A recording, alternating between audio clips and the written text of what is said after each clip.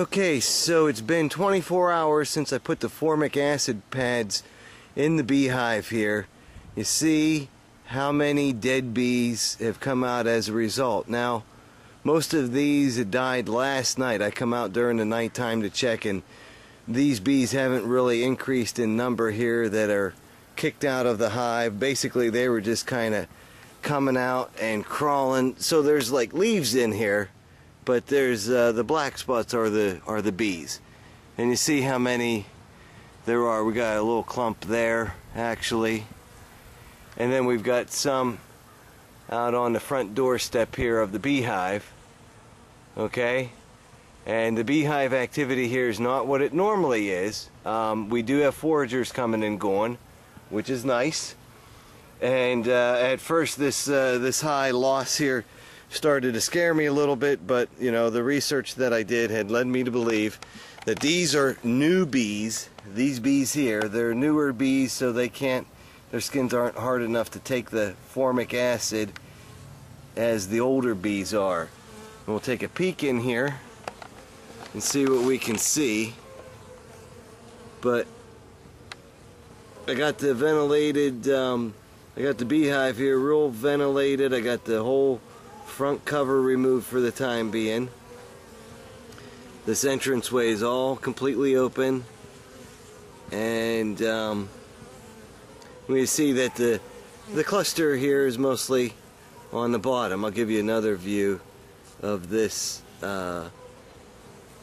Be nice to take the camera inside someday and look around. Take a look here. Look around right underneath here. What I'm going to do is go ahead and put the checkboard, the drop board, right underneath there. So there we are, underneath the beehive cluster there. It's really not a cluster anymore. High 70s. It's in the 70s today, so we see the bee activity there, what it looks like. And then we had some, what do we have here? I noticed some mites down here earlier, and I'm going to scoop some of these up. This is mostly debris from the hive. I want to see what kind of mite counts there. Then I'm going to put in the checkboard and see what kind of mite count actually comes off over the next few days. And see, this is why I did this. You don't see this too often, but we actually got, you know, a mite right there. That's what they look like. Little bastards. Okay, so we got a mite right there crawling along. That's what they look like. And that's why we do this. I haven't seen that before. That's really incredible. And that really shows me that the formic acid is really working, that the mites were really prevalent here.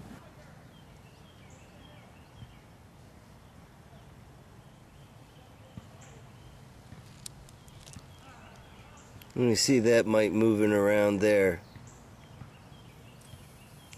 Really such a nuisance. So it leads me to believe, with all the other dead mites that are on just this little sample from underneath the screen board, underneath the screen bottom board, that there was a serious mite problem here. Even though, well, the sticky board count was about 25 last night, and that was over a 2-day period. I had my son do the counting. His eyes are really good. But you see how this little thing moves around there, and it doesn't take long for them to overwhelm a hive, as they did hive A during the month of November. So, okay, they're alive. What does that mean?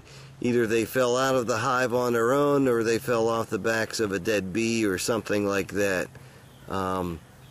But just this fact alone, watching this alone, is enough for me to really feel comfortable that going the formic acid route was